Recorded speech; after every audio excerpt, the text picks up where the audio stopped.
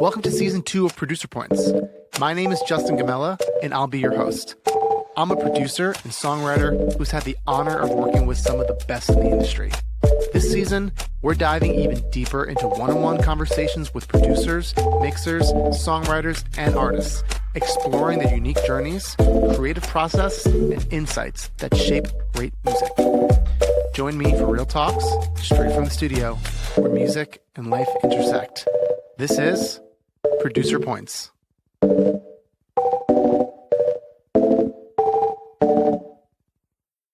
Welcome to another Producer Points Roundtable episode. Today, we're going to be talking about scaling up. Making music in your bedroom is where most of us begin. A cracked DAW, a laptop, a pair of headphones, and a whole lot of trial and error. But at some point, if you want to grow, you realize it's not just about better songs. It's about building better systems.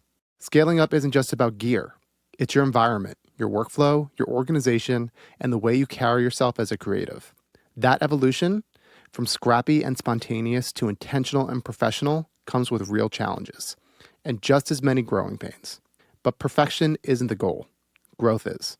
Today's episode is about that journey. How to level up your sound, your setup, and your mindset without losing the spirit that got you started in the first place. And to dig into all of that, I'm joined by three guests who know this journey inside and out. Our first guest is an artist-producer who's built a distinct sonic identity, blending lo-fi and pop with credits like Daylight by David Kushner. He's proven you can go from bedroom beats to global hits while staying true to your sound. Sarcastic Sounds. Dude, Jeremy, thank you for being here. Thank you for having me. I feel like I've been commandeering the Roundtable episodes because I think Dude, we love it. The last one as well, but... Dude, you come on anytime you want. Next, we have a genre-blending producer, half of the alt-pop duo Powers, and half of his incredible new project, Rio Costa. He is also the force behind tracks for artists like X Ambassadors and LP. Please welcome Mike Del Rio. Hey, man. my fellow Long Island boy over here. Very happy to have you here. Honored to be here, Justin. We love you, man. Thank you, buddy. And finally, a Grammy-nominated mixer, engineer, and producer who's worked with Khalid, Normani, and Post Malone, known for bringing top-tier polish and vibe to every session, Denis Kosiak. Dude, hello. Appreciate you being here. Hey, guys. The Post Malone credits definitely, I don't know if that's correct, but that's totally fine. Hey, I do as much research as I can. And I try not to bother everyone beforehand. I should have asked. That's fine. Hey, that's totally fine. Well, blessed to be here. Thank you for having me. He's an honest boy. He didn't work with Post Malone. Probably all had much more tenuous credits in blurbs sent to other people before, so, Oh, my God. Well, again, thank you guys for being here. I thought it might be fun to start this conversation where being a producer starts, and it's building up your gear. There's so much gear out there. It's the first question I get from so many people hitting me up in my messages, and when I work with younger producers, they always ask me, what do I need to get? What's the first thing I need to get to become a producer? And you know what, Mike, why don't we start with you, man? What's the first thing you tell young producers to get? First thing, I think an interface and a microphone of some sort, right? It depends on what the 0 point is for somebody. Obviously, that's subjective. Right. If you play an instrument, some people don't play an instrument. Some people, are get a MacBook when they're 13. Some people start later in life. But I do think any way that you can be in control of your output, whether that's a computer, a DAW, right? And an interface. I've heard amazing records be done on a Focusrite and a SM7, as I'm sure all of us have here. Yep. If you're, I think on the graduating level, I think the ultimate thing is if you can get a great vocal chain, right? We've talked about this. Mm-hmm. That to me is the daddy move, for becoming a finisher or becoming a real record producer. But I think starting out, buy it piece by piece. I think that's a problem where I've seen, I've experienced that or I've seen other friends go through it. If you buy too much stuff and you kind of have to learn everything in tandem opposed to mastering each thing and then figuring out your own taste based on the gear you have. Amazing what limitations can do. I think even the idea of being a producer comes out of necessity. I don't know if any of us were like, hey, I'm going to go be a record producer. All of us, I would assume, are artists at the core of it, play instruments, write songs, make beats. And you get to a point where no one's going to do it for you. No one's going to finish the record for yourself. So you have to do it. And that's That's how producers are born. And then you could help other people on that same journey. So anyway, long story short, I think like get your little thing and master it. Denis, what do you think? What do you tell people to get first? You can even be specific about a specific piece of gear too. I completely agree. Definitely the trajectory is interface and mic. I kind of come from like the finishing side, more on like technical, like mixing and engineering, that sort of stuff. That's like my background. So instruments aside, I think a lot of people, when they do get their first pieces of gear, like I think you'll eventually get that thing where you're like, okay, I have like my first piece of gear and I'm able to do stuff, or like I have my first interface and I can like do stuff. And I think a lot of people get caught up in buying various versions of something, thinking that it's going to be great. And so if you can, by any means, like mitigate your buying of different versions or different like subgenres of microphones and interfaces and gear and all that stuff, I would just say, instead of buying like 3 interfaces to travel with and one for the home studio or whatever, just get one really good 2-channel interface. And don't get like, oh, this is the mic for the guitars and this is the mic for the vocals and this is the mic for the piano, and this, just get one really good microphone. And sometimes it takes time of like being in other studios with people to know which microphones are actually good or which interfaces are actually good. But you could easily spend 6 grand on like a full studio with like a bunch of stuff and it all is like really terrible, or it's like very low, not professional stuff, or like you're on like the prosumer level of the stuff that's been marketed to you through like Sweetwater and that sort of thing, or just learn what stuff is actually good, or at least what you think sounds really great, more multi-purpose, and start with one really great mic and use it for everything. Use one interface for everything everywhere you go, and then don't buy 6 grand worth of a bunch of stuff just to try and resell it, because then if you try and resell your stuff, you're gonna lose money on it and it's gonna be a whole waste of time. So it's like, if you're gonna start out, like, yeah, you're gonna get your first thing and it's gonna suck and it's gonna be terrible. But if you can skip the whole middle of like buying different things and like trying a bunch of different stuff, just like trading on Craigslist and doing all that, just have patience and wait and just focus on one great piece of gear at a time and build your studio like that. I think that's really great. Jeremy, I'm really interested in your perspective here because you're so young and you kind of like shot to like, technically professional producer, like much faster than I think most people. Like when you were releasing stuff on your artist project and on SoundCloud, like what was your setup at that time? Bro, I was just as you guys were talking about like the starting stuff to get and like an interface being like the like bare bones necessity. Like I didn't even own an interface. Like I was like a full-time like musician before I owned an interface. Like I was literally like raw dog in the headphones and the computer. Not doing beat. And it's so funny because like obviously that is like, of course the wisdom and is correct, but I always just laugh about that because I like was like literally like doing music full time before I had an interface, which is outrageous. And also I'll just like preface like for this whole podcast, like I'm like still like I still have like 1 foot in being a bedroom producer. So like, so maybe that will be. But I think that's what it is too, because that's kind of the point of this conversation is that home studios are the norms now. Yeah. And, I don't know many people that are like working in a legit studio all the time. And I was so glad that you signed up for this because like exactly like the story you're telling, it's that you were having, huge songs, making money off of like just your laptop. Like what were you using? Because were you singing on some of those songs? Like what were you using for that? I was, by that point I had an interface, but for the I wasn't singing for a while. Also, my dad had like a really shitty like Tascam interface. So like there were like very occasional times where I would be like, I need to like rip an awful guitar solo or like whatever, and I would like run it through that. So I did record occasionally, but yeah, but on the stuff that I was singing on, I think I bought myself like $100 like Roland interface. I don't remember which one it was, but a Roland interface. I didn't even know they made those. Crazy.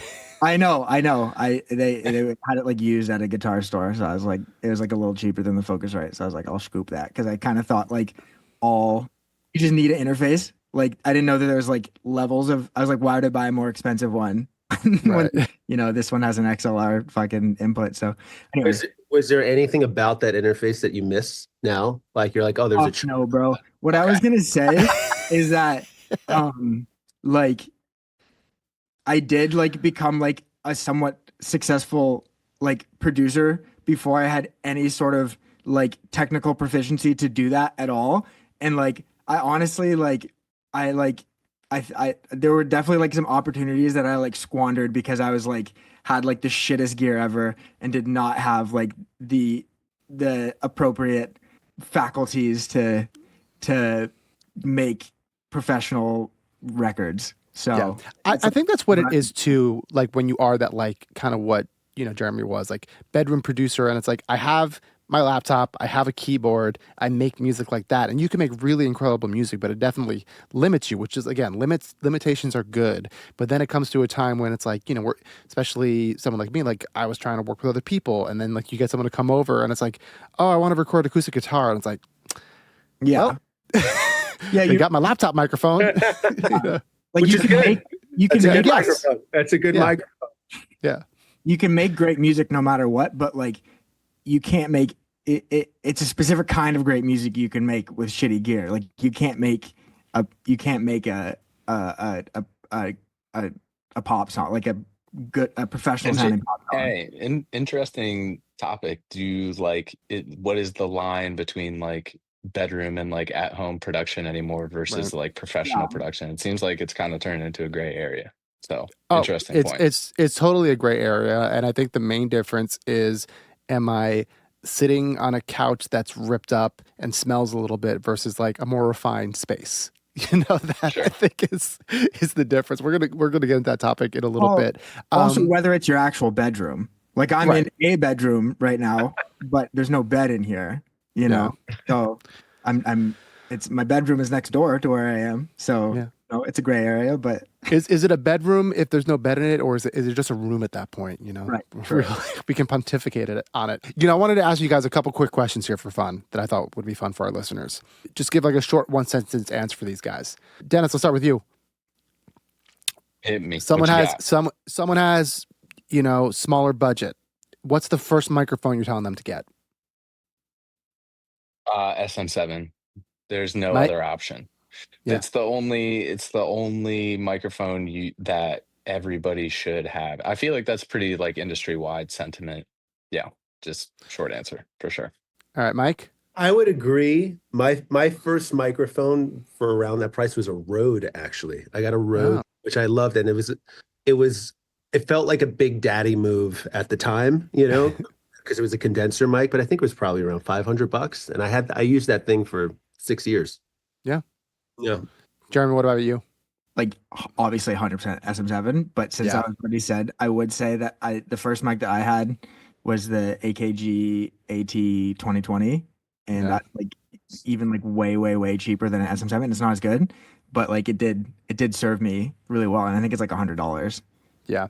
Yeah, there's a lot of really great mics on there. I tell people SM7, or even honestly, I tell people SM58 or SM57 a lot of the times. And the reason why I'm personally more pro dynamic microphone is because most people, again, in these bedroom studios, they're like working in, bedrooms that have nothing on the wall and sounds are just bouncing everywhere. And if you're using a condenser mic, it's like, yes, we want a little bit of room in a recording, but you don't want that much room.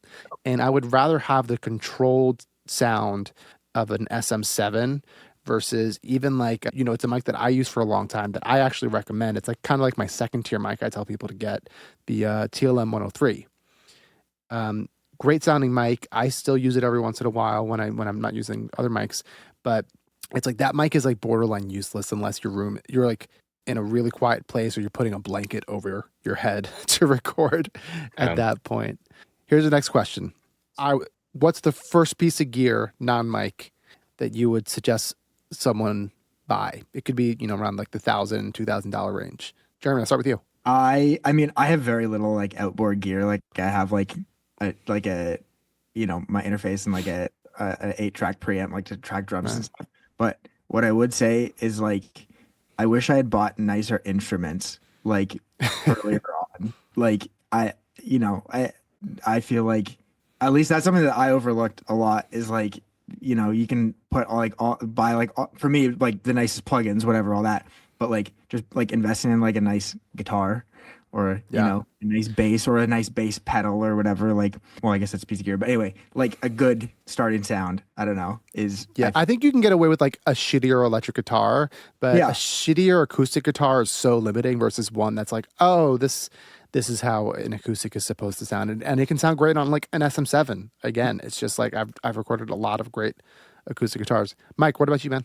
Think a good pair of headphones and obviously headphones and speakers, but just something that is kind of a controlled aspect of your process that you know them and you have a good reference when you're listening to other references. And so even if you're not in the, if you have the ability to mix your own records, it's like understanding sound and your taste. And headphones are kind of this intimate thing where you're not dependent on the room.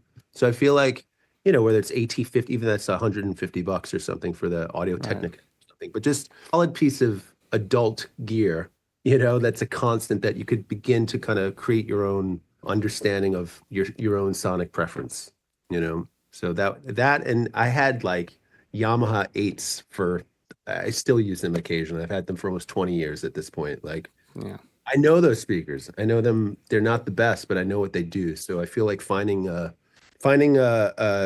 system that would be very helpful. Yeah.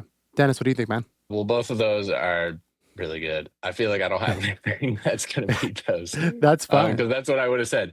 I don't know. I'm trying to think of like what my first $1,000 was even spent on. I feel like every year I end up spending thousands of dollars of different attempts at acoustic treatment and like trying Yeah. stuff. So I guess that would be like my next. If you're like, just starting and you're like if you were like a mixer or if you were a guy who was like, I want to do mastering or something, I would just say invest in like room treatment before you buy a bunch of gear, because if your room sounds like poop, well, your gear is not going to really do anything. Yeah, So it doesn't matter.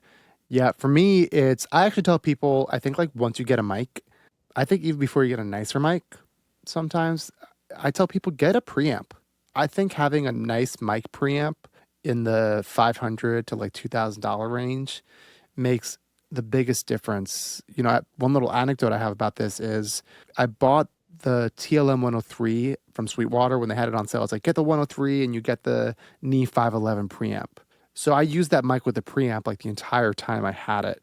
And then I forget the reasoning, but for whatever reason, I just had to like use the mic without the preamp for one time. And I started recording and I was like, man, this mic, something wrong. Like what and it wasn't going through the preamp anymore. And, I think that's where you can start getting some real nice things. And the preamp is great for like, DIing guitar, DIing bass, especially like putting Yeah, a bass for through a sure. nice preamp is like makes all the difference. So that's my advice. I tell people. Yeah. Here's a quick I- question too. Sorry, go ahead, Mike. Yeah, I would just add to that, like in that, if you're going to buy your mic chain all at once, like a 500 series box, I still use mine all the time because it's kind of a great way to test out and kind of understand what a Neve sounds like or Chandler or all these things at a kind of fraction of the cost, and it's portable. It could be in your bedroom. You could take it on a flight. I think that was a direction that was decisively when I was starting out was like, let me get something portable. I have my little we had the little Apollo, right? I used that Yeah. thing, and then a 500 series box, and then you eventually graduate to a better condenser mic or ribbon mics or whatever. But I think if you're in that interim beginning phase where it's $1,000, $2,500, how can I understand what I'm doing? I think a little API lunchbox is kind of a great investment. Dude, I completely agree. I had the lunchbox, but it was part of my first piece of outboard gear, and exactly that. It's a way to like start understanding gear, especially like, another investment is like buying a desk that can hold the gear. And you know what? You don't have to buy a fancy desk when you have a 500 series box.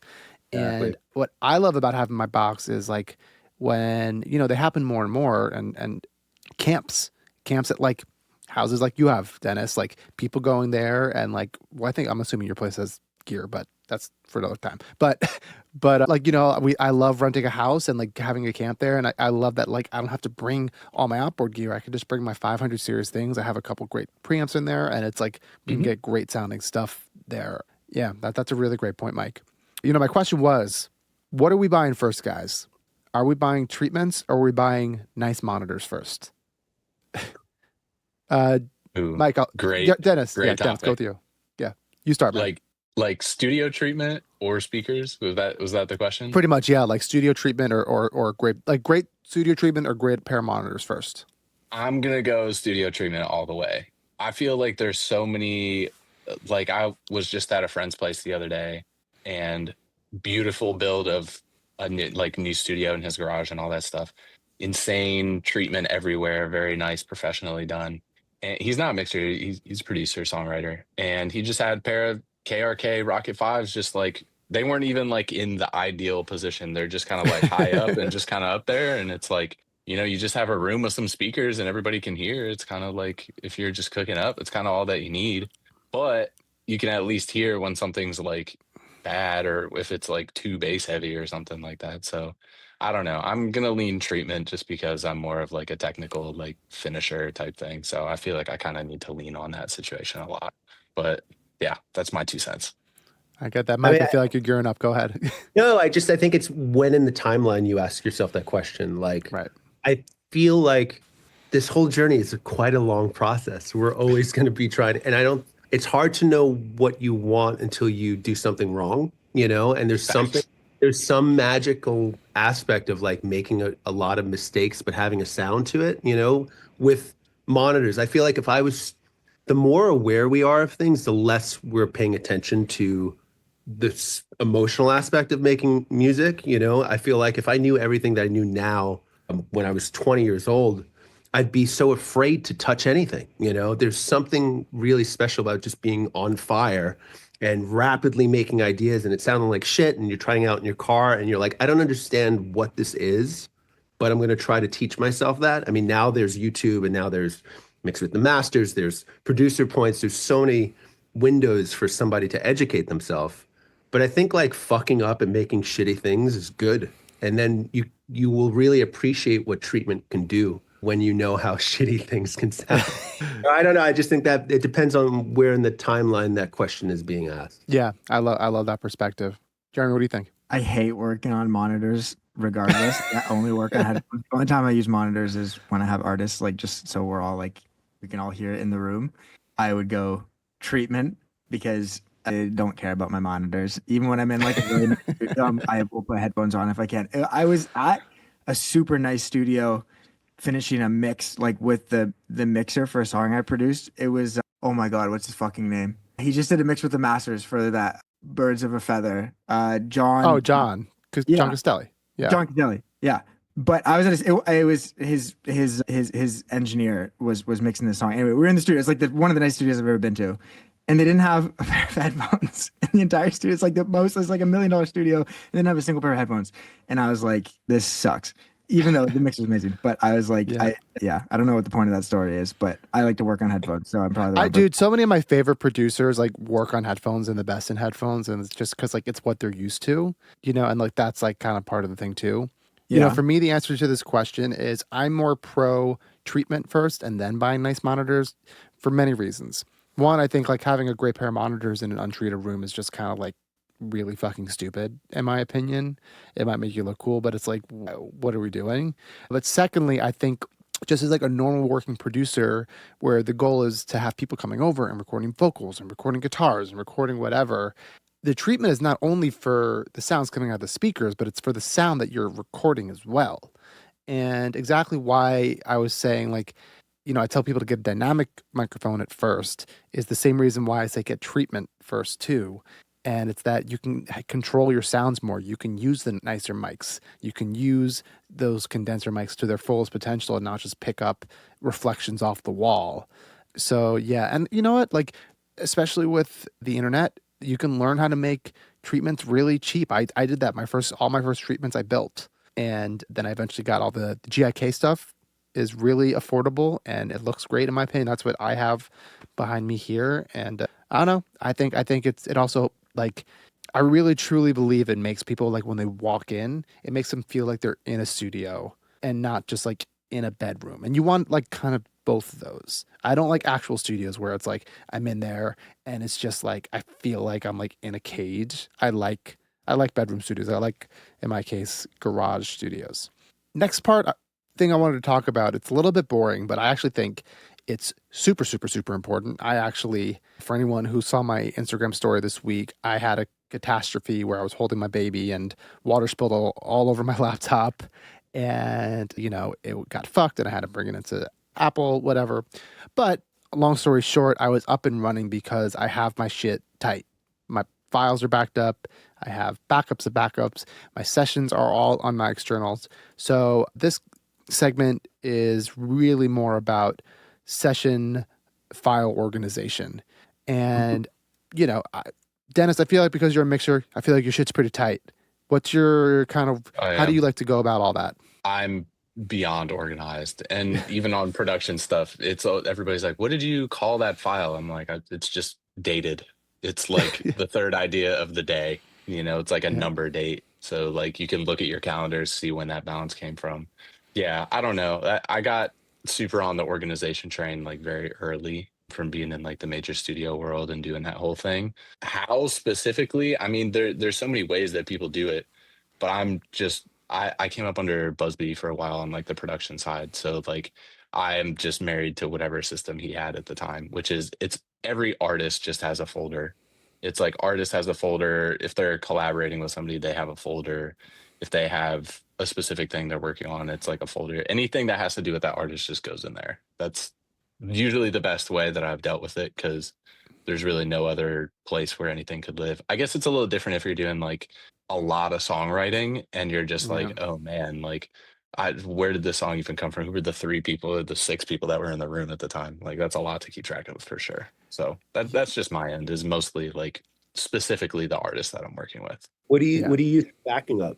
Any sort of like cloud service that will have that has some history, I think is like really good for sure. I have one crazy story. This can actually probably go on there as a sidebar. Okay. But like, okay, so if you're using a cloud service, I would just say have an unaffiliated email address with the cloud service that you're using. And one of the craziest hacks that I've heard of for a cloud-based service was an engineer producer was working with an artist all the time, and there was an inside job with somebody at a cell phone company where somebody working at, it was either like Verizon or T-Mobile or something, basically got paid off like probably between like $5,000 and $25,000 to program a phone with somebody else's SIM card that they had forged an ID basically and went into the store and was like, hey, I need a replacement phone. And then somebody at the store was like, oh, okay, no problem. Then they gave them the like forged SIM card phone.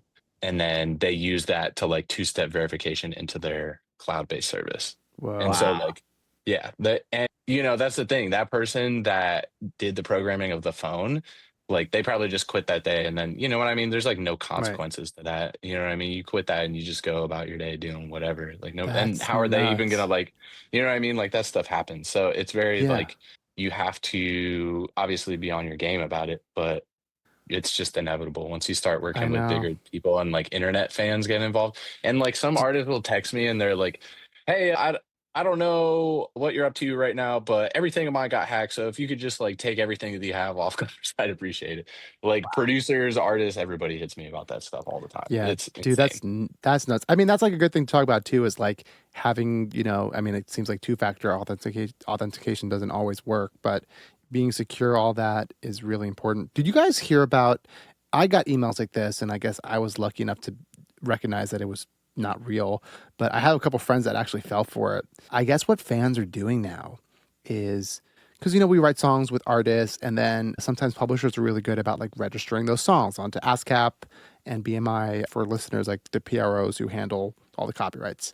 And people, like that's pretty much public information. You can just like go and see and like look up my name and like see all the songs I'm working on. And I believe what people are doing is they're going onto PROs and like looking up their favorite artist's name and looking at the songs and looking at who they wrote it with, and then finding the email for those people, which usually a lot of time it's like just someone's name, like whatever name at gmail.com is, if you got a 50-50 chance, if not higher. And they'll basically be like, you make up an email for the artist that's like close enough to their name and make it like in the contact come up. Anyway, it's phishing. But they'll be like, hey, like, I'm so sorry. Like, I can't find that bounce of X song we did. Oh yeah. I get those literally all the time, Justin. Yeah, I get them. I've gotten them a few often. times. Yeah. So it's just like That- producers, that is a scam. They're Yeah, pretending to be the artist emailing you. Yes. Oh yeah. Yeah. If I got or I'll- an email from an artist, I would immediately know that it's not real. Well, that to me is like, Yeah. that's the giveaway, where it's like, an artist has never texted me, like, an artist has never emailed me in my entire life. I've got ones from like fake. They like are somehow able to like bounce it off of label people's emails. Yeah. So Yeah. like they'll like, or even it's like just a super slightly different email address that's like, it looks superficial. It's somebody that you email all the time, and it's like their email address is like that exact person's name, and instead of it being like at Universal Music, it's like at umusic with 2Cs.com, and you're just like, yo, what? That looks like the exact email. It's just like one letter off. Like that stuff happens Yeah. all the time. It's so weird. I think moral of this story, it is a tangent, but it's a really good tangent. Like, as you're becoming a producer, is like, always be a little suspicious of things. I think it's like the reason why most people nowadays, like, for years, like, everyone's using iMessage, like things that are encrypted to like try and send, records more than like, like I don't email records anymore unless like, some label guy like specifically asks for it, that I know it's their email, obviously. And now a lot of people are using that it's called like the Entitled app, where like it seems to be a little bit more secure.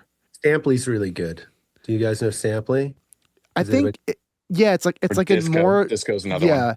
Disco's another one, but like Untitled, it's like another layer of security that they're adding. I forget what it is, but it's like a little bit more secure for some reason. It's like a little bit annoying to use, unfortunately. Yeah. But Was that Deaton Chris Anthony's app? I believe it is. I think so. Yeah, it's like I It's- don't know. I'm yeah. starting to like see it more and more with like, especially like super young artists and songwriters. They're like sending me things like that, and it's like, oh, I'm just using like Disco and like Dropbox links, but I guess maybe not.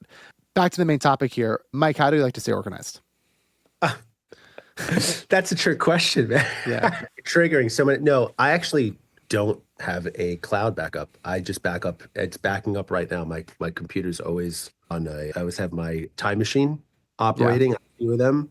And then I have hard drives for if I'm doing a project, like I'll have hard drives for each project or each era of the project and just keep it separate. I color coordinate everything. My sample drives are really color coordinated, whether it's like samples that I've ripped or that I've saved. So I have everything for the last 20 years kind of back cataloged and have a whole color coordinated system for my sounds and stuff. But I probably should be better with a cloud backup, but I do it I'll do it after we get off this call. But I think it's really important to not work on your computer. Always have separate hard drive for your samples. Yes. Separate hard drive for the sessions that you're working on. Mind you, there's definitely some gray area. If I'm upstairs or I'm somewhere and I'm just on my laptop, I will save stuff to my computer, but eventually dump it over to the hard drive. Of course. And try to keep as diligent with that. But I just have a lot of redundant, hard drive. There's probably 30 hard drives under my desk right now. Yeah.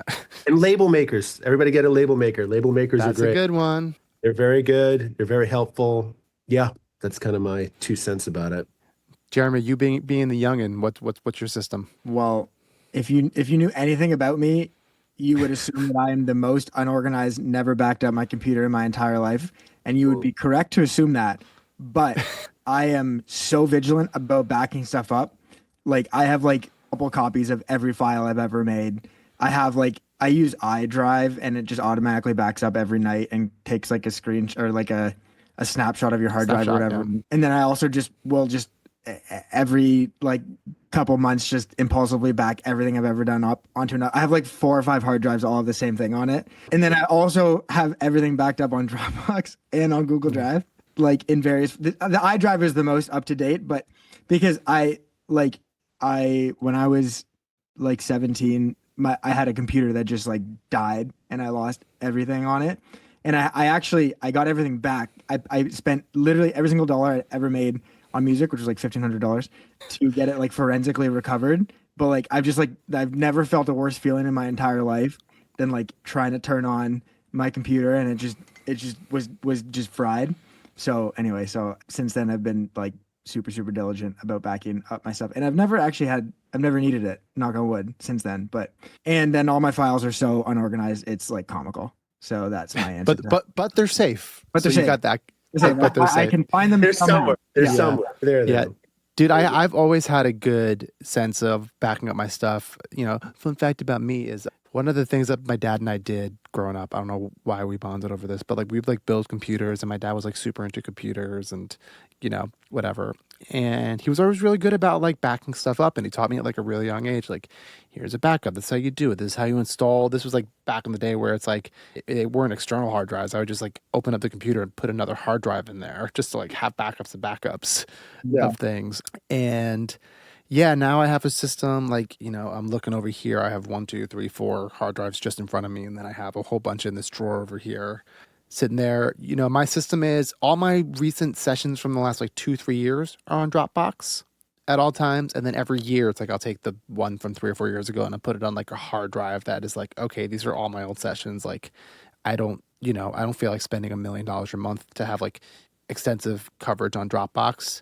And I'm hyper organized with my sessions. I think it just makes like my teams over the years always know that like even like teams like other people's teams who I work with, they know if they want something, they come to me because I can find it in 3 seconds. And kind of like how I do things is dating things is always super important. I'm actually a little bit weird, but it actually helps how the files are organized, where I do year first, month, and then date. And it kind of just makes it so it's more neat because it's the year. Sometimes, you know, you work on a thing over 2 years and like seeing what's first is actually cleaner like that for me. But how my sessions go, I have my session folders and then it's by year. And then within that, it's by artist. And then when I work with a lot of songwriters, it's even by songwriters at that point. And then song titles. And same thing, Dennis, like even if it's just an idea, I always date it because it's really important to like be like, okay, this wasn't anything, but like we had a session that day and I can look back on my calendar and like cross-reference that and be like, okay, that's where that is.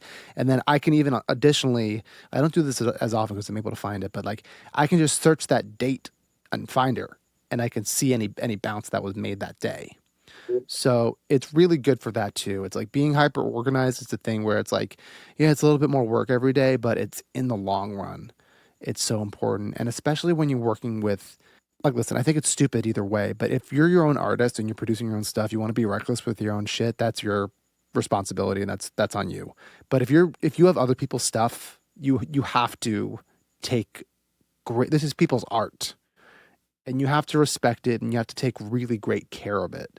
And like that's my biggest anxiety is like losing anything that someone made that they really love. And I've just heard horror stories and every single time I'm just like, how are you that stupid? Like it's just like, I don't know, it's like you're taking care of someone's kid and you just like put him in a car without a seatbelt. You know what I mean? It's just that's the thing that like always boggled my mind. So yeah, guys, it's really important to stay really organized. And the sooner you realize that, the sooner people are going to respect you more too. I don't know anyone that like sees someone's laptop with 50 folders on their desktop and be like, I want to work with that guy every day. Like, I don't know if that's true. I literally just saw that like a couple weeks ago, which is really yeah. funny. it's like, what are we doing here, guys? Like, get out of here. All right. I appreciate the exercise. Hey gang, I just wanted to pop in here to let you know that the best way you can help this podcast grow is to rate and review us wherever you listen to podcasts. It tells the algorithm to push our show to other listeners so we can grow. And it's one of, if not the best way to help support this podcast. So if you wouldn't mind, take a second to rate this podcast. Sharing it with your friends would be amazing too. All right, back to the pod. Next topic I wanted to talk about is creating a professional yet personal studio space. You know, what makes a studio feel pro, but without killing the vibe? Kind of like what I was saying. It's like, I'm not a huge fan of like studios. I like going to studios where we're there for a purpose, where it's like, oh, okay, we're here recording drums, we're here recording a vocal. But I hate creating in studios. Mike, I love your space. You're a very artistic guy, but like, what do you like to do to make your space, feel professional but inviting to anyone? Well, thank you for saying that. I think, studios should feel like a playroom. It should feel like a playroom when you were a kid. You want to take your shoes off, you want to sit on the floor, you want to kind of disarm people and in the most sincere and caring way. And obviously that's going to be different for each person and each collaborator. But like, I think, you can kind of get a sense of walking to a restaurant and being like, I'm not going to eat here. You know what I mean? Like it's the same thing with the studio and do it to your taste and to the means of what you have. I feel like even if, we're in a garage or in our bedroom, it's not fucking dirty. I'd say one thing is like, keep a fucking clean bathroom for goddamn it. That's like, again, I don't care how nice the restaurant is. If the bathroom's a shithole, I'm not going to eat there again. Done. Dude, it's like insane. I still top line a lot and I'll go to people's studios and like walk in the bathroom and be like, bro, why is there piss all over the seat? Like, what? That's ridiculous. You know what I mean? Like, like it's ridiculous. So I think like there's a difference between messy and funky and then filthy. Like, no filth, zero. Yeah. But I think objects have the ideas of the people who design them behind them as well. And I feel like everything has a frequency. Like, get a plant. Get some color, color or vibe, whatever is important to you, whatever makes you feel excited to be there and tickles a bit of curiosity and fun. I think that will reverberate to anybody, whether a top liner or an artist or a friend coming over to hang. Like, try to make it a fun room as much as possible with obviously doing the, some treatment and whatnot. But I think, just pay attention to what you like and what makes you feel giddy. Yeah, I think you're right. Like your studio is your expression of you as a producer as well. Like what toys you're having in there, what instruments you're having in there. Yes. It kind of sets the tone. Yeah. Jeremy, what about you, man? What do you like to do? I honestly spend like as much time decorating my studio as I do making music. So I'm glad you brought this question up. Yeah, obviously, Mike touched on a lot of it, but like when I first moved to LA, I had like the most like I just didn't consider how my studio looked at all, like in my first house or whatever. And like the difference in people's just openness to work and reaction to your space and whatever between that one and when I moved into a new house and like really like made a nice looking space is like so night and day. I just moved into another new place, so it's not like fully decked out, but I have a very curated collection of wall art that basically every inch of the walls are covered, so it's very just like stimulating. I also have like I don't know if you can see, some of them are up there, but on top of all of my sound panels, I have like 3x3 printouts of like pretty much every record I've ever done. So for people that I've worked with before, they come in and like see, their album cover, little guy on the studio. And I think that's sick. Yeah. Like they're like part of it, I will also say I've gotten a couple plaques in the past year or so, and every single artist without fail will like, I think it may like, I've noticed that people take me a little bit more seriously if it's someone that I'm just meeting, like pretty much they'll always like comment on it in some capacity and whatever. So I don't know, that's kind of obnoxious, but it's always nice because they don't realize sometimes you like worked on like one of their favorite songs. They're like, you did that song. Yeah, like my biggest song. It's like it's so not normally what I do, and then like people see it, be like, oh, right, you did that. It's like, yeah, no, that was me. Dennis, what about you? I feel like depending on there's some differences in the genres of music that you're working on for sure. Some people come over and they love smoking weed and they love having weed accessories. It makes their life super easy. I noticed that's a good one. I'm a big proponent personally of the air purifier because I don't like to smoke and work on music. So I have like a really nice, like over $1,000 air purifier. I should have said that on the $1,000 gear question, honestly. There you go, air purifier. Yeah. And also like it's healthy for your gear too, because depending on where your studio is, but for me, like being in the Valley, it's pretty dusty. And so like, before I put it in here, you would like noticeably have dust on the faces of your gear and in between the keys on your synths and all that stuff. So it was like, so then get a nice air purifier and you'll extend the life of your stuff. And also it doesn't smell. So when people come into your studio, I feel like if you have like weird smells, they don't like that. So yeah. Dude, I have an air purifier. I think it's one of the best things. Sorry, go ahead, Jeremy. I was gonna say one other thing. It's not necessarily like how your studio looks, but like things for people to fuck with. Like I have like these like little like brain teasers on the coffee table. I have like a coffee table book of like pictures of Toronto through the years that gets a lot of play. Also like a sketch pad with like markers and stuff is that's Yep. was Yeah. I popular. have coloring books. Yeah. Right, exactly. I think Yeah. especially when you're in like gremlin mode, like comping a vocal or whatever. Like it's nice for people that No, I think it's good. Um, I got like a whole like mostly for my daughter, but also mostly for the studio. I got like a bracelet making kit. I just like haven't put it, but like people like, dude, people love doing crafts. Like Yeah. it's so funny, and it's like now that I have a kid, like it's a fun little anecdote, but I think it's cute. Where it's like last year, like we had, and it was her idea, for my 3-year-old. She wanted a tie-dye birthday party, and so I was like, all right, we got like a bunch of like tie-dye supplies, and we told people to bring shirts. And I shit you not, it was a bigger hit amongst all the adults than all the kids. All the adults were like, "This is fucking amazing! This is the best party I've been to." Fully believe that. Fully believe Dude, it. yeah. And it's like, dude, and it's like I've had a couple Christmas parties now and Hanukkah parties where I have like a cookie decorating section, and all the adults are there. It's like people love it. People love to craft. And I think it's like it's why I have like coloring books. I have exactly, Jeremy, right? It's like I have little things like that where it's like you're opening up the creative side of your brain, and then you start doing things. What's the word that I'm blanking out on?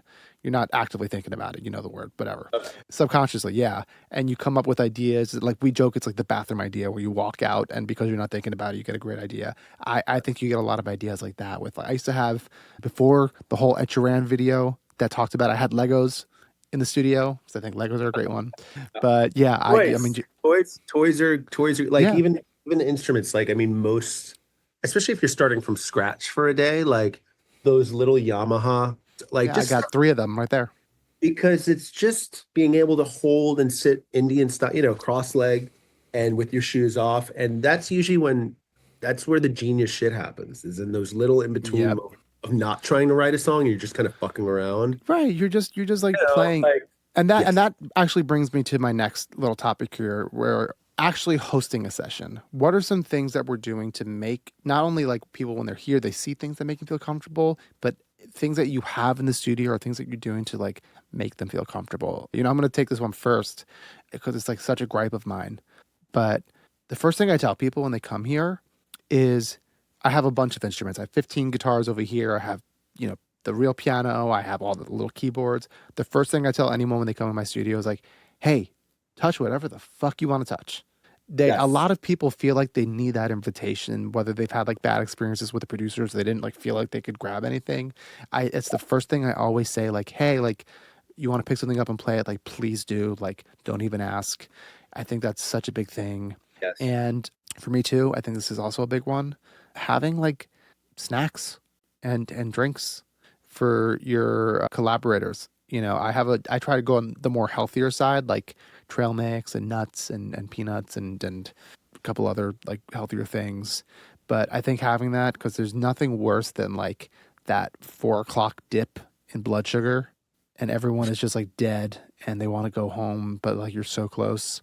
Yeah. And couple little M&Ms in the trail mix will perk you right back up. Mike, what about you, man? What do you like to like do to have people be comfortable?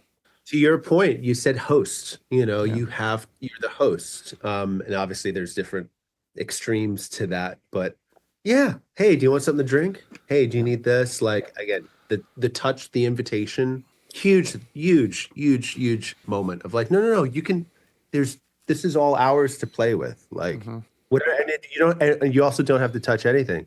Right. Go sit behind the drums.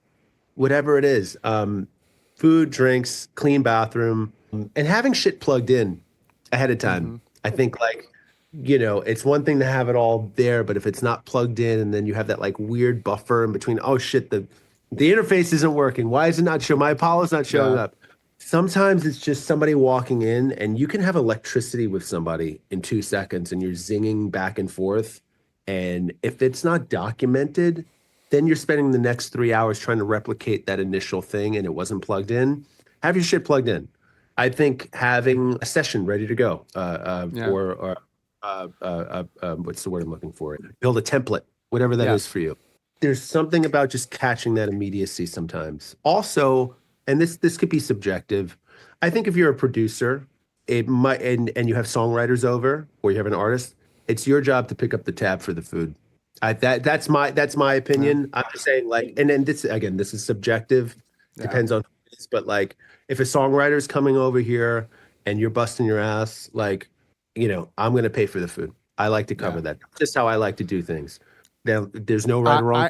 I'm the dude. No, I did it today, and like they paid me because like they were really insistent on it. But and like I'm never gonna like do that whole thing. Like no, but yeah, it's like because I was like, hey, you guys want to grab lunch? Like, don't worry about it. Like I got it. Like I got Postmates or whatever. Or, especially if you're ordering in. If we're ordering in to my house to think I'm gonna take care of it, because you guys came, whatever the goal is, it's like.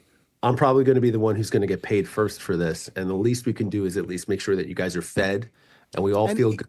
Even relationship wise, like obviously like, starting up producers can't do that every day. But like when you can, I think it's like, that $10, $20 per collaborator, that is and I hate thinking of things in terms of this, but it's true. That's like an investment in that relationship. Yeah, man. It really is. And I think it's like, I mean, you guys know me, I'm a huge songwriter advocate. I think it's like, those people are struggling enough. And Mike, I think you're right. I think that's a really great thing to do. If you can, yes, again, yes, of course, no, of course, everyone's searching. But yes, if you can, if you're in the position to do that, like it's a good thing. I think a meal, especially when you're meeting people for the first time, if you don't have a chance, there's something primal about sitting around and hearing someone's life story. Again, songs usually come out of those conversations. So that's don't push that off. That's all. Jeremy, Johnson, you guys want to take that one? I would just triple down on have shit plugged in 100%. Like it's so fucking awkward, like setting up a mic or plugging in a set. That's like immediate vibe killer.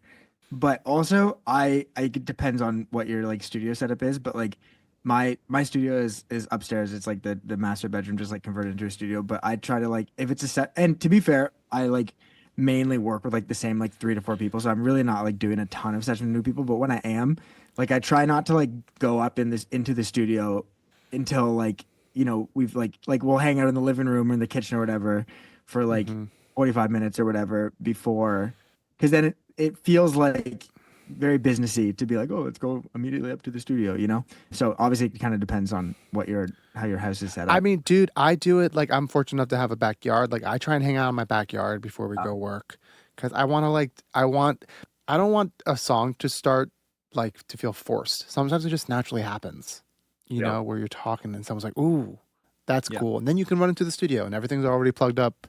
Everything's already plugged up and ready to go. So you can get going really, really quickly. Dennis, did you want to add anything? Dude, I love the hang outside vibe. I have like a big backyard too and a dog. So my dog's usually if I know that the people don't like dogs, my dog's usually in the house. But yeah, I think backyard and like outside time I'm a pretty big like outdoorsy, like I do a lot of activities outside. So I'm all about that. Or coffee. I mean, just hanging out, drinking coffee and that sort of thing. That's a good one. Dude, even again too, it's like, I'm like big on like I have my pour over coffee and I make a nice cup of coffee for everyone. But you have to go inside the house to make that, and it kind of like breaks up the session in a nice way. I love hanging out outside, even like as a break in the session, just like changing the room. And again, like going outside. Sometimes we'll be working on a loop or whatever, and then I'm like, guys, let's get out of this like fucking garage studio. I'm gonna grab my acoustic and we're just gonna go outside and just like write like that. And I've written like so many like I figured out the song so many times like that, because like I'm feeling it more and I'm not like reliant on like the BPM and this beat anymore. And it's just so nice to like go back and do that.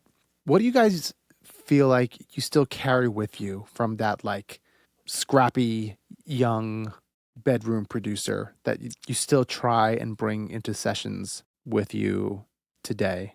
And if anyone wants to go first, just raise your hand and start talking. I will just say the willingness to work on things until they're good. I remember back when I was like first starting to make music in like my parents' basement, like I had no idea what like real editing was and stuff like that. I just thought that people were just supposed to like record it and then like that was it. My friends would be like, no, you have to like cut that out. Like I don't want that. And so I don't know. I feel like now I enjoy that process a lot of like sitting with the artist or sitting with the producer and like just going through the song like as much as humanly possible and just like sitting down and grinding it out. I don't know. I feel like sometimes that's can be like very annoying, like to certain people, because they're just like, oh my gosh, I don't have time for this. Like I have to like do it. But I don't know. I've always enjoyed the moments of like really sitting with people and like trying different things and spending a lot of time on it. I always like, I don't know, seemingly enjoyed that. But Yeah. that's all I got from like my scrappy years, other than maybe Yeah. like staying up late. But I don't really stay up late anymore, so I can't even say that. Nope. This is the latest I stay up to do these podcasts, guys. Jeremy, go ahead. I was just thinking about it because I mean, well, I have so many obviously fucking Yeah. bedroom tendencies still, of course, but I think like one that I notice a lot is like just I have such a taste for just roomy sounding everything. Like even though I have like a my space is treated and stuff, like I always am finding myself trying to make the vocal sound, sound roomy, sound like it's not in a treated space. I feel like I still have a lot of like yeah, just like taste left over from doing that kind of thing for so long, and I feel like a lot of the music that I listen to and that I like does that as well. And I guess I try to do it now more in like a controlled, like intentional way, but I feel like that is definitely a byproduct of you know being a bedroom producer. I love that, man. How about you, Mike? I don't know if this answers your question, but like I think paying attention to my own circadian rhythm of when I'm like for whatever reason, I've always been a night guy. I've been a night person forever. And I feel like it's always between 9 and 2 in the morning that like I feel very creative, and I prefer to do like the science during the day. So like I unfortunately I'm just not somebody who's gonna do a session at 11 o'clock in the morning. And I think listening to that sometimes is good, and not everybody wants to work that late, obviously. But if I'm working on music for myself, I try not to make myself feel too guilty if I'm not getting anything at 10 a.m. in the middle Yeah. of the day. Like, I think that's something that's carried over, and be like, no, pay attention to when you're feeling it, when it works. And like, when you're in the mood to do something, do it. That's been a discipline of like, don't try to neutralize the idea of work as much as possible.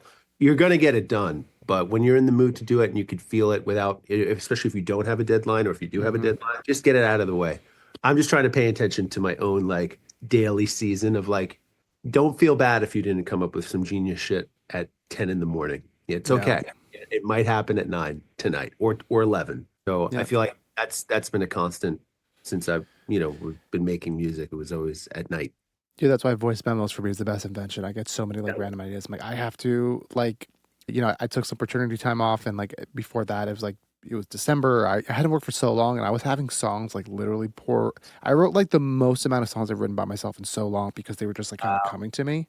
So, will I release them? Who knows? But, for me, I think the thing that I really try and keep from that young, scrappy producer perspective is a sense of like curiosity, and really, I have so much knowledge. I literally have a podcast about being a producer, but I try and remember that like some of my most favorite things I've done was like me just being like, I don't know, let's see what this does.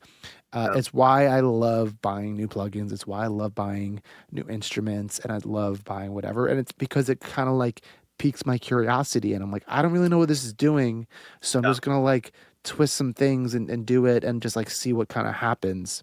And like that's why I put this in quote, allow myself to like keep buying things to play with. I don't feel like super guilty about like, like people like, you don't need to keep buying new plugins. Like for me, it's like I like it because it's a creative thing for me.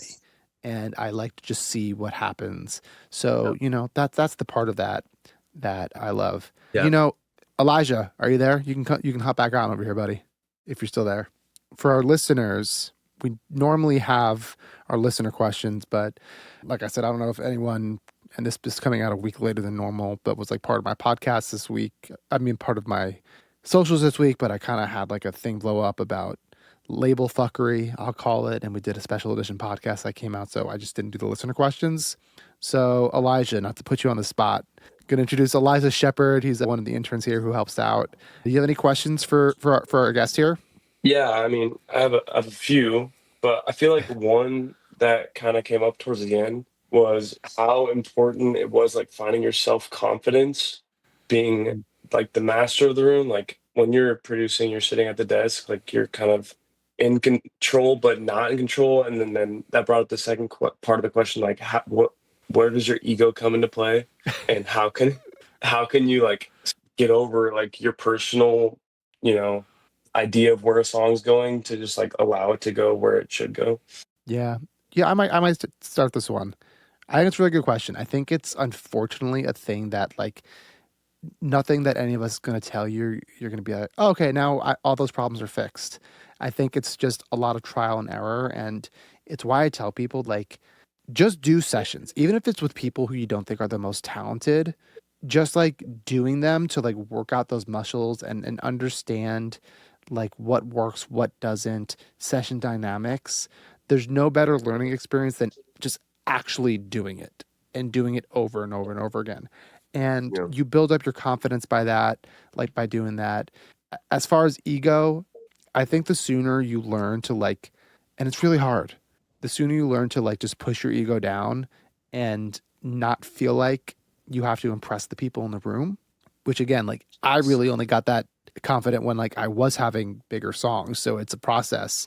But the second you can just like be like, stop it. It's not about me. It's not about getting my idea. It's about finding the best idea. And sometimes that is my idea. And sometimes I had no good ideas that day. And I found that all my other co-writers had great ideas. Like, dude, like I think the hottest producer right now, just because he's everywhere, like Benny Blanco, I think his talent is he's really good at like being like, that's a sick idea. We're going to run with that. You know, like he's a songwriter, but he's like not, you know, coming up with hooks. Like that's not what he does. Anyone else want to jump in on this one? I mean, No, you go.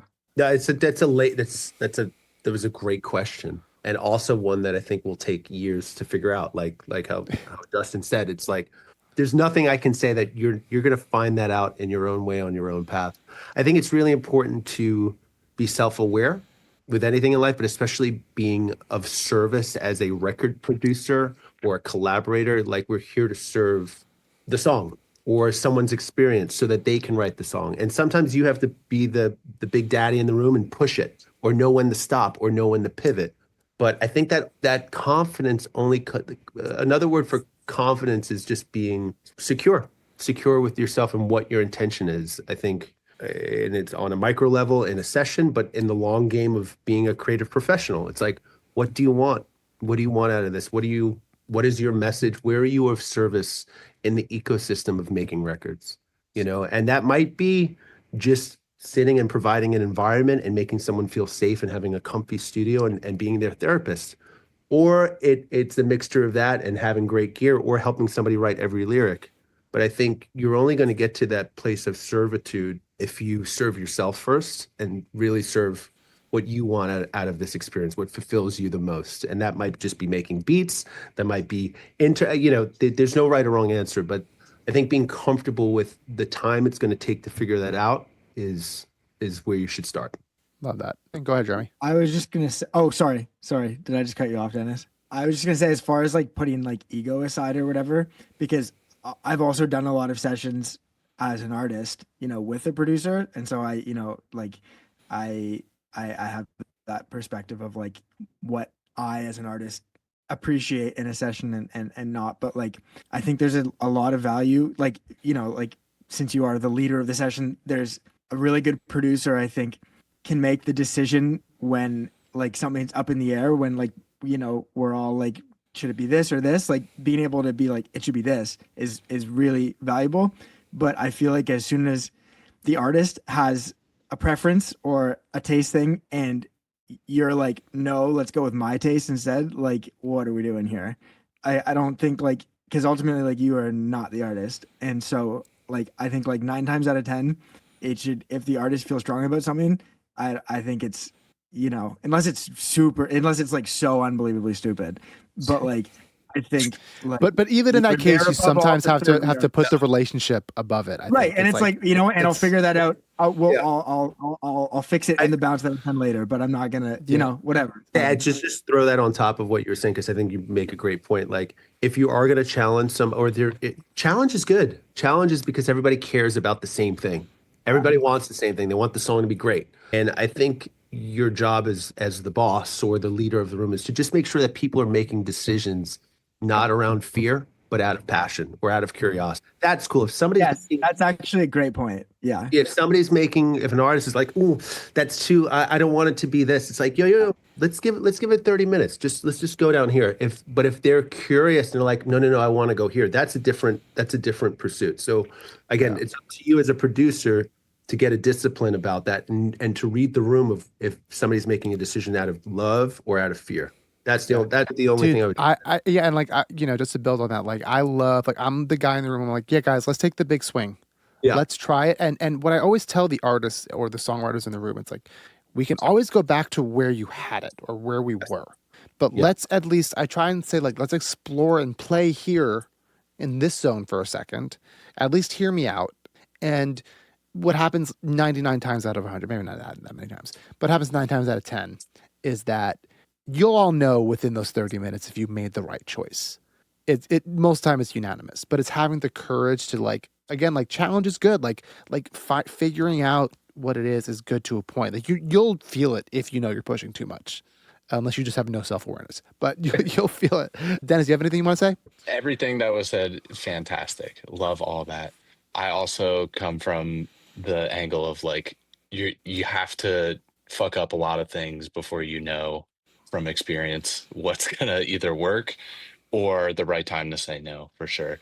I feel like, especially when you're starting out, like you're gonna suck, and around big artists, you're gonna be nervous and you're gonna be like impulsive. So it's like really important to figure out what you suck at by doing as much not important stuff early on. So that way, when you do get the opportunity to work on bigger stuff, you've already made all the like little silly, stupid mistakes, and you're like, you're already like very experienced by doing a lot of stupid mistakes on stuff that isn't necessarily high pressure. So make a lot of mistakes. That's all I love that. I'm gonna add on one little super embarrassing story for myself just to show a mistake here. And I do one after.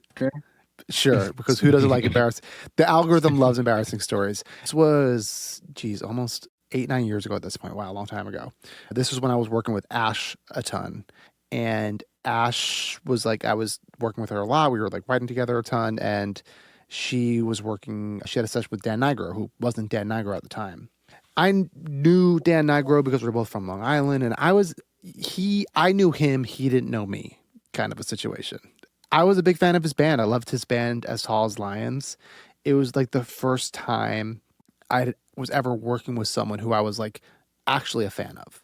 And, I didn't like fanboy or anything, but in the session, I was just like not on my game. I was just like, so like, oh, like I respect this guy so much. And like, I'm not going to challenge anything he says. I'm just going to be like, yes, great. And mind you, Dan has a lot of great ideas. So much so that like none of my ideas got into the song, which again, I don't mind that, but I still feel like I had some ideas that like I just didn't say because I was just nervous to. And this is the embarrassing part, is that like the day after the session, I like emailed him. I was like, dude, I'm so sorry. I was like not at my game today. Like I just like, I can do better. Blah, blah, blah. Really embarrassed myself. And Dan was really sweet. The record did actually come out, and Dan is actually a friend now. He lived like around the corner from me, and we had dogs. We would like see each other almost like 3 times a week. So it worked out. But moral of the story is that like you're going to have those embarrassing moments. That's just one of many that happened to me. Jeremy, go ahead. Tell your story.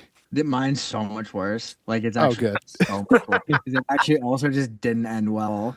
But I sort of alluded earlier to like, about 5 years ago, like I had like was having like some success as like an artist and as a producer artist and whatever. And I got a lot of like poor fits, like opportunities presented to me, and like really big opportunities and stuff. And some of them went well and some of them didn't. Most of them didn't go well. But the one that went the worst, and pretty much everyone I know I've told the story to, because it's just like you're not going to have a worse session story than mine. But this was like, it was about 4.5 years ago. I got put into a session with Dermot Kennedy and Scott Harris as the producer. And I'd never tracked a vocal before. I'd literally had never tracked a vocal before, like except for my own. And I went in there and I was thinking like, what's the worst that can happen? It's like, we're going to make a song. It'll be great. I fucked it so bad, bro. His vocal was clipping. It was like, I was like so slow. It was awful. And we had 2 days booked and they canceled the next one. How bad I was. And I didn't know who Scott Harris was either before we booked this. Like I didn't know anything about because it was supposed to be a different writer, and then they like swapped it the day after Scott Harris, who's like just one of the biggest writers. And yeah, and they fucking canceled the next day. Oh. And it was so bad. Oh So my God. there you go. That's the value of doing But- low pressure sessions before. That never happened again, though, right? But it never happened again. But So, like, that's what I'm Right. saying. You learn from the mistakes. You learn Yeah. from Yes. it. Like, now we're talking about it. Like, everybody, if you're watching this, you have to be okay with fucking up. Yeah. You have to fail. Yeah. Have to fail miserably in front of very respected, successful people because it's a point of reference to just get better, and then you could be on producer points. Yeah, right. Exactly. Right. Yeah. Elijah, hopefully we answered your question, buddy. Absolutely. You guys, I mean, I didn't have an answer, so now I have 4. Perfect. All right, dude, let's turn off your camera for now just so in case it doesn't go back to you, but appreciate you. We're going to do our last little segment here that I'm trying for the first time, so we'll see how it goes. And maybe this name will stick, maybe it won't. I have no idea. I'm calling this segment In the Bounce Folder. And this is where I'm asking you guys, like, what's something that you're working on that you're really excited about? What are some new sounds or new plugins or gear that you're exploring? Something that came out this week? What, anything you want to talk about to plug? What do you want to do? Mike, I want to start with you because I feel like I know what it is. God, yeah, I started this project called Rio Costa. We've been kind of incubating it for like 4 years at this point, but the album is. We haven't announced the album yet, but it's coming out in July, and we just released the first two singles last week. So it's been like, Did we get a Producer Points exclusive album? here it is, So it's just been like, I'm so happy. I forgot that feeling of releasing music, like your own music. Yeah. God, it's like that turnover when it doesn't become yours anymore. And now I'm able to look at it as objectively as I can. I'm like, oh, this is great. This is awesome. The videos look great. This feels great. So that's been, and it's so funny when you clear that plate. All these ideas are flushing in now. So it's been a beautiful week. So yes, that just launched. Dude. I did buy a new piece of gear that I'm very excited about. Ooh, what'd you get? Look at this microphone. Look at this motherfucker. Is that a dildo? This is an E4. What is this? This was the first dialogue microphone that they used on TV shows in the 50s and whatnot. So it's an incredible kick drum mic, and it's been wonderful. Yeah, it's really insane. So That's so cool. It's wonderful. I love that. I'm gonna plug your project again. Like, dude, I'm such a fan of his project Rio Costa. I saw them live. What was it, like a year ago when you guys played that little backyard show? Seriously, one of the most incredible live shows I've seen in quite some time. So anyway, Mike Del Rio. Jeremy, what about you, man? Well, I spent like the first 4 months of the year just making my folk pop songs with two artists, Chance Pena and Bren. So those songs have all been kind of trickling out, and I'm excited about all of them. And then just these past couple weeks, this will answer the In the Bounce Folder and piece of gear thing, but I'm making myself for my own artist project I'm doing like a Midwest emo project, and I Sick. Yes. I bought a Yamaha like the shittiest mixer from like the 70s, E152, and I'm just running everything through it, and it actually sounds fucking glorious. And there's like a built-in spring verb in it that sounds really good. And I'm just doing the whole project through that, and it sounded pretty good so far. And I'm mainly saying it just to partly hold myself accountable to actually Dude. So yeah. I've been doing that with like this artist project. I'm like, those songs I've written, they're like all voice memos right now, but they're fully written. I'm just like telling people to be like, all right, this is me holding myself accountable. But that sounds sick, putting it through that like old Yamaha. Dennis, what about you? Oddly enough, well, I can't really talk about too many artist projects. Yeah, of course, but yeah. Yeah, I can talk about just one hilarious situation. I like making music with my one friend Garing. We'll do kind of like the artist project outlet just for fun. So we've done like 5 songs over the past like 2 months. But oddly enough, he's like he works with DJ Mustard all the time, and he was supposed to go with me to a bachelor party, but he's like, yeah, I guess DJ Mustard wants me to like come out at his like DJ set at Coachella, so I'm like going to be on stage with Mustard during his DJ set. That's like the most exciting thing that's happened to me very recently. So if you watch the live stream, watch DJ Mustard's live stream. He's supposedly in some skit, and he also like programmed the whole set with Mustard, which is hilarious. So That's sick. that's the most exciting thing I got for you right now. My thing, I mean, man, I have to do this every week or every 2 weeks rather. We'll find out. My thing, I actually have an EP I worked on with Rosie Darling coming out on the 25th of April, which will be a week when this episode drops. I had a really great time. We did a writing camp at a beach house. It was amazing. Really excited about that. New piece of gear I bought. Where'd I put it? I actually just used it for the first time today and it was sick. I've been into like finding like really weird old microphones. This is like an AIWA and AWA. I don't know. Ooh, what's A that? DM47, a unidirectional. It's like a really old dynamic microphone from the 50s. And yeah, I've just been like super into like finding like really weird old, dynamic or ribbon microphones just because like, I can spend a couple, $100, $200 on each of them and get a really interesting sound. I used this on my rubber bridge today. I did like DI and I mic'd it and like this sounds sick. So, we'll see if it stays. So that's my fun new little piece of gear for today. One-upping each other on weird-looking microphones. That's what I mean. The weird like- mic off. Yeah, I know. Exactly. Yeah, guys. Sorry. He has experience with things that big. Okay. Hey. Oh. All right. I didn't say from which end, Mike. So it's fine. Well, you know what? With that, we're gonna wrap. Thank you guys so much for being here. Thank you to Mike, Dennis, and Jeremy, and our intern Elijah for asking his great question. Take care, everyone. God bless. Thanks for tuning in to Producer Points. Your support means the world to us. If you enjoyed this episode, don't forget to like, subscribe, rate, and share with fellow music enthusiasts.